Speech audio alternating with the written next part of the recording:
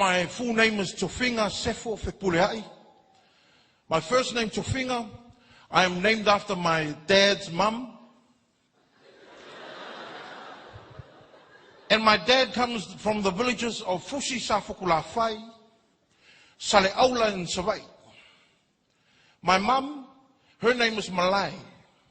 She comes from the villages of Sangonge, Papasakawa, Falealupo, and Fasko Uka.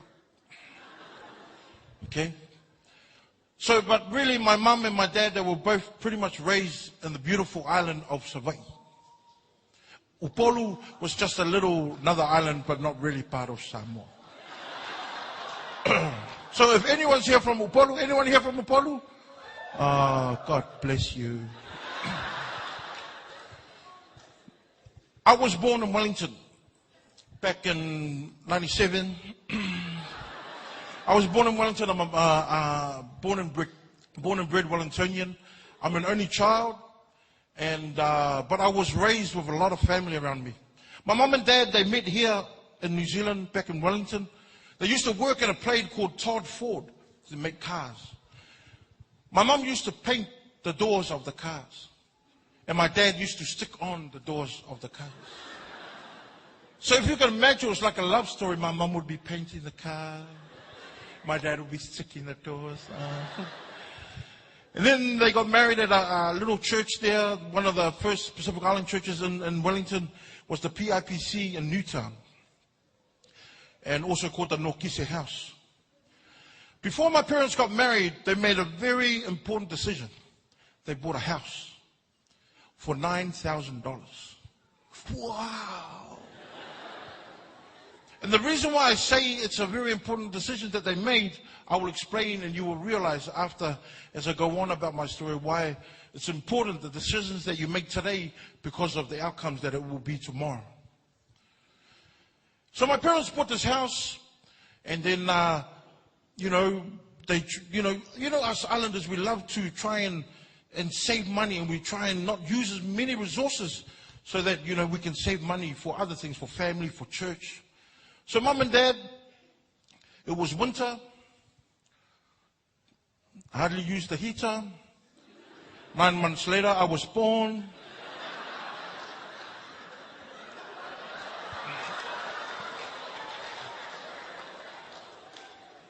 I was born in a 3-bedroom house, the house that my parents bought. During the time that I was growing up, my mum thought, she came to New Zealand to work, to send money back home to look after her parents. My mum was the youngest of 11. She was the first one to come from her family. So imagine someone leaving everything that they know to go to a place where they know nothing about, but they sacrifice all that out of their comfort zone to come and work for their family back home. It's a massive sacrifice. My dad did the same thing. He was the oldest in his family. He also came to Wellington. And it's funny because my dad, even today, he has very minimal English. You know Uncle Sam? Even he has more English than my dad. And that's truth, honest. Those who know my parents, my dad is very limited in English. But you see, even though my dad, all he could say was good morning. And when people used to come to the door, my dad would say, no, he don't live here anymore.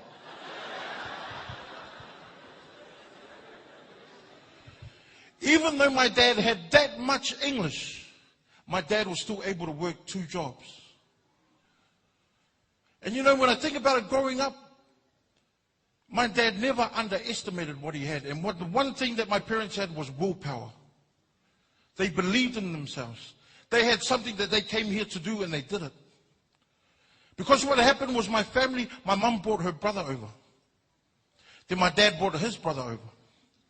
And we were in this 3-bedroom house. And then my mum thought, okay.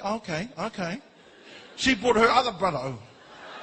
And then my dad thought, okay. He brought his brother over. It got to a stage where my uncles got married off. They all got married. But we still lived in that one house. They had children, and we were still in that one house. There was 25 of us in a 3-bedroom house. Sometimes we had to sleep standing up.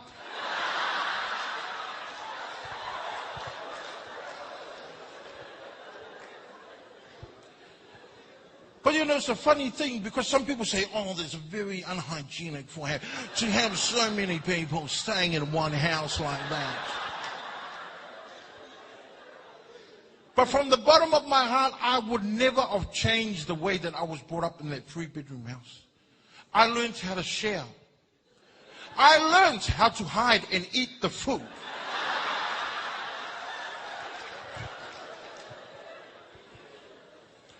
As you can see.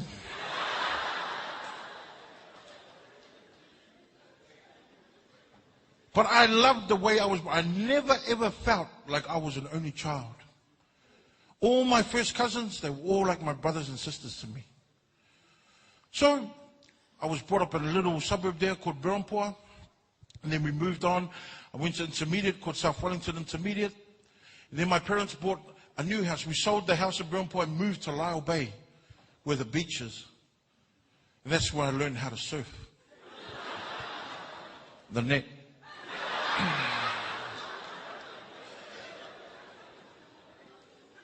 So we lived in Lyle Bay, got older. I attended a college called Rongotai Boys College, also called the Coot Street Academy. And only the elite athletes didn't go to that school.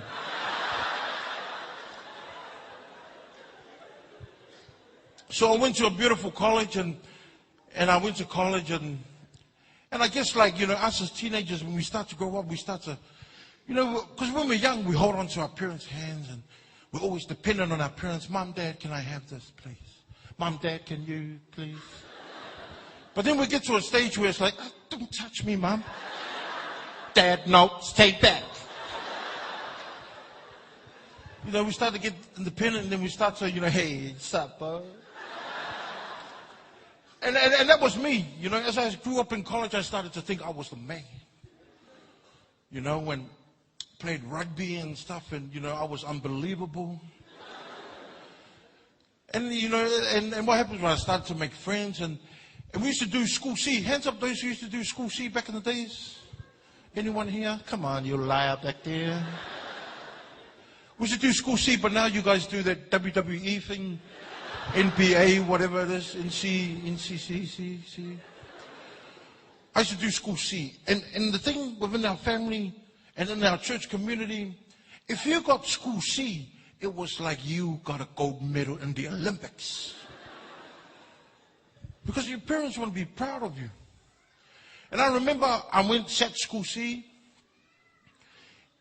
and then I was invited to come back and sit school C the next year. Because I was one of the elite. I was the elite. And I was very fortunate to be asked the 3rd time. But I said, no, please, give it to somebody else. No, please. Please.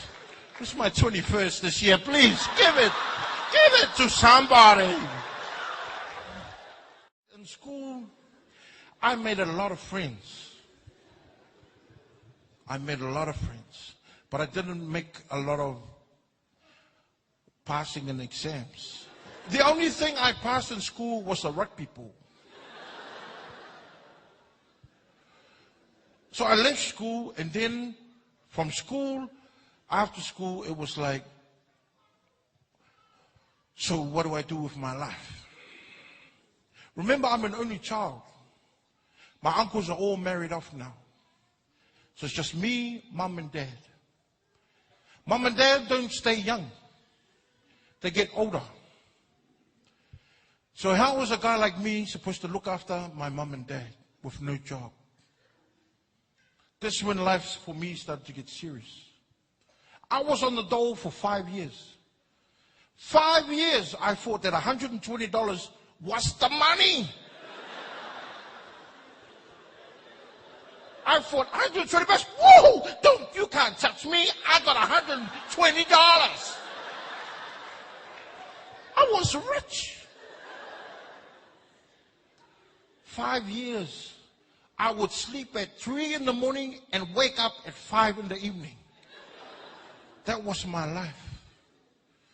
My parents, they loved me so much. All they wanted was as long as their son was at home. I get older. My parents finish work. How am I supposed to look after my parents? That's when I started to try and get a job.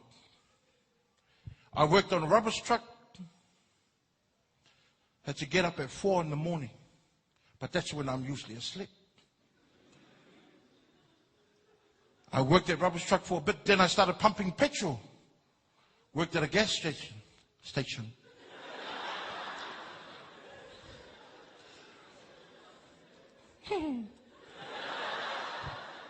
And then after working at a gas station, I started working on the doors.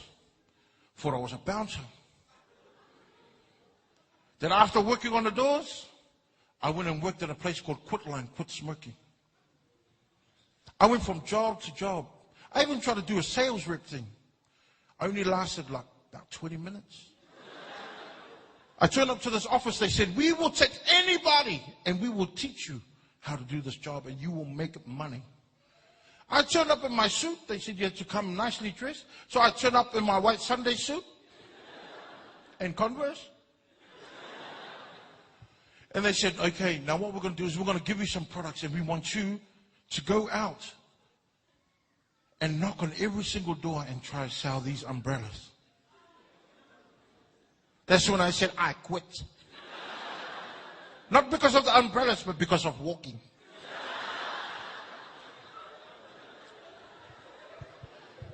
So I tried a whole bunch of different jobs.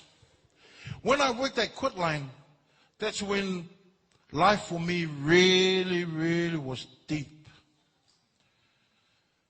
Because my parents weren't working anymore. And what happened was I started to think, what's happening with my life is a total waste of what my parents came to New Zealand for. I was failing my parents because they sacrificed everything to come here, and here I was mucking around. I can speak English.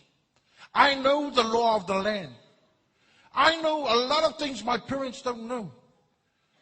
But my parents came with that much English, and they worked, bought a house, got us a car, put me to school, fed me, brought their family here. And here was a young New Zealand-born Samoan who was a whiapoko, but felt like there was no purpose in life. What was I going to do? Work 9 to 5 all the time? I felt like I had no purpose. It was nice talking to people who wanted to quit smoking, but they're not going to look after my parents. I'm going to look after my parents. And then that's when it really hit me, that I had to do something with my life.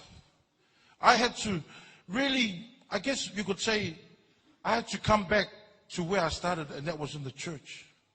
I had to remember all the basic things that I grew up with. Oina whaia oe, o le atua. Oina whaaola, o Yesu. Oina tale papa, I don't know. Mosi. And the reason why I had to go back to the basics, because I got too big for my shoes. I needed God to remind me what life is really about. I needed God to remind me that He had given me, not just me, every one of us, gifts. And you know the old saying, you don't use it, you lose it. And so while I was working at Quit Line, I rang up my wife, who was my girlfriend at the time. I had heaps of girlfriend. Oh, really?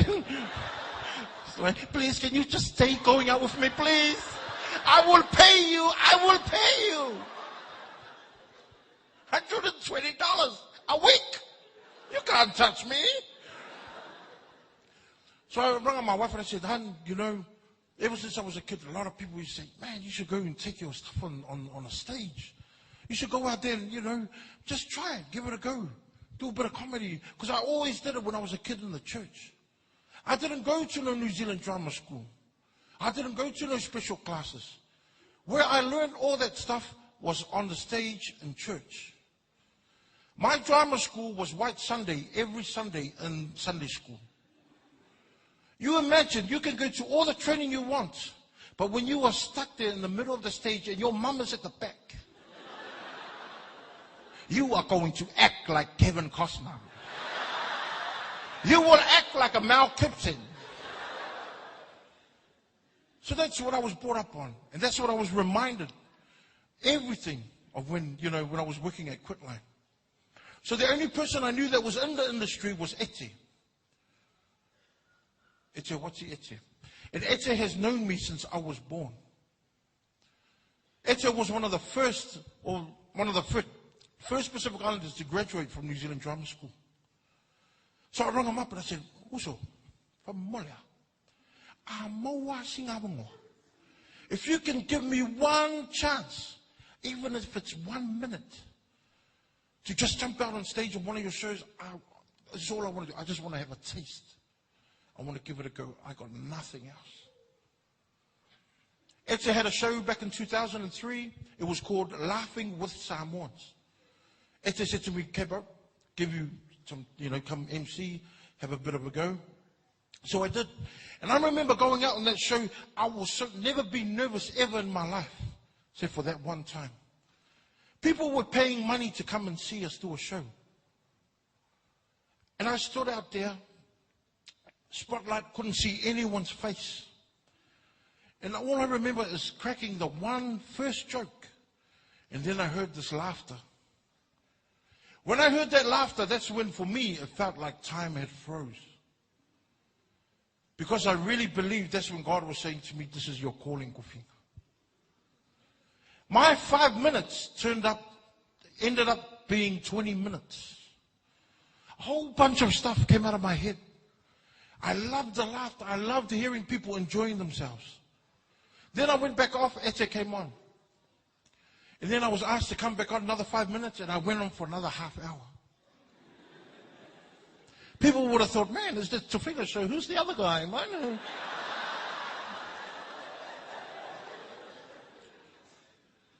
But you see, once again, another brother gave me an opportunity. And that's, these are the things that I've learned in life.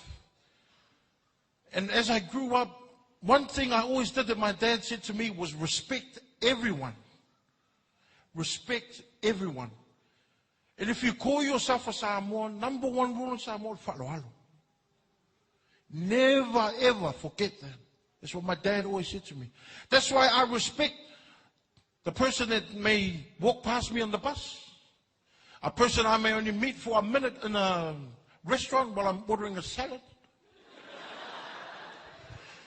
And the reason why it's important to respect people is because in life, if you are doing well, and you are respecting those people and treating them well, when you fall, those are the same people you're going to meet. And they will help you to get back up the ladder. But if you don't respect and you become a real fiapoko, do you think someone's going to put out their hand and stop you from falling? I don't think so. Simple things I learned in my life through simple teachings that my parents taught me. Not only teachings that I got from Samoa, but mostly teachings from the Bible. I will never, ever be afraid to say that I love Jesus. When I have family, all of us have been there. When they want to go and party and they want to go clubbing, they say, bro, let's go. Let's go. There's a party down at the... But us Christians, do you ever hear them say, hey, there's a massive rally down there, let's go. Let's go. It's because sometimes we get a bit ashamed. Don't be ashamed of who created you. I am not a perfect Christian. I tell you that my family know that. It's like the old saying, they say, if I was to sleep in the garage, it doesn't turn me into a car. Huh? Just because we go to church, it doesn't make us Christians. But if there's ever a time now that we have to stick together, we can hear it on the radio. We read it in the paper. We see it on the news. Our families, they're messed up. It's because we're forgetting where we started from. My son, I never thought there would be a time where I would be taking my son in the morning to go to Sunday school. You know, and it's amazing where God has taken me in my life. And the one thing I also want to share tonight is just, please make the best of whatever opportunity that you get. Whatever opportunity that you have. You young people, you have heaps of opportunities falling at your feet.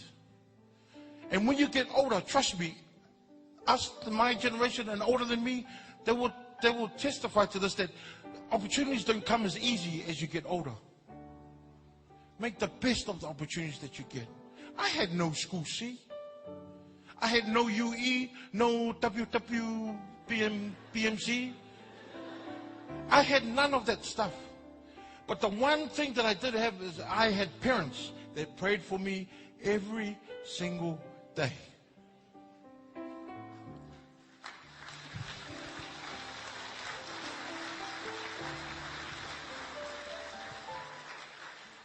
You know, people know me as a laughing Samoan.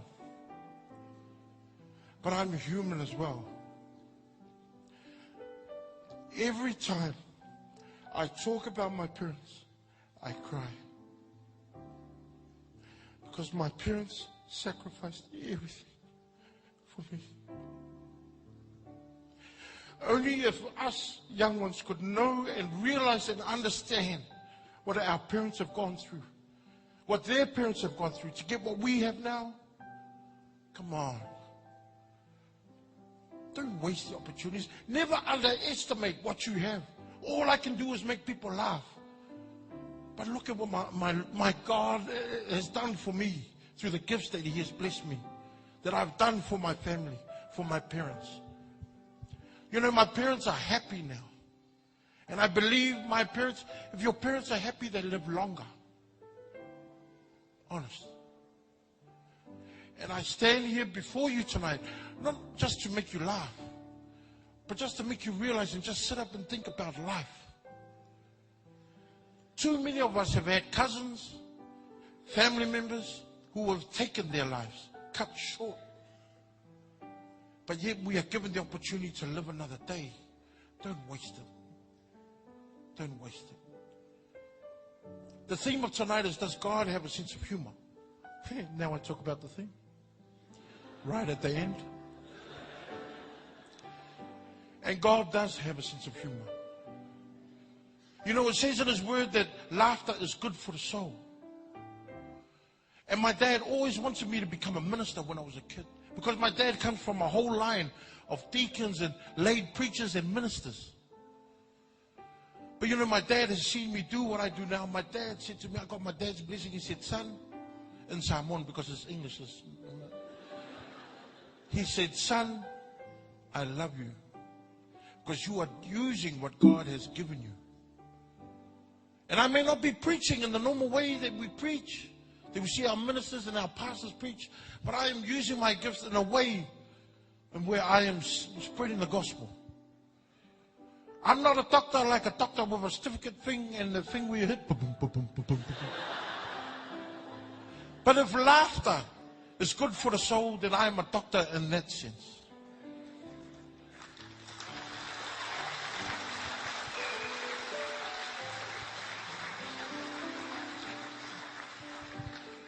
So I just want to leave you by saying that God loves you.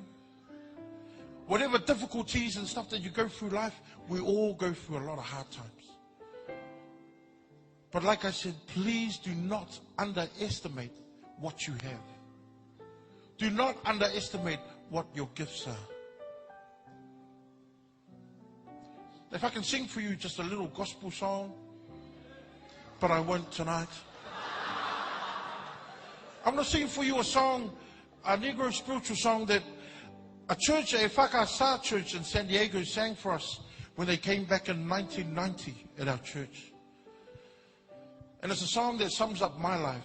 And when you hear the words, I'm sure we can all relate to it.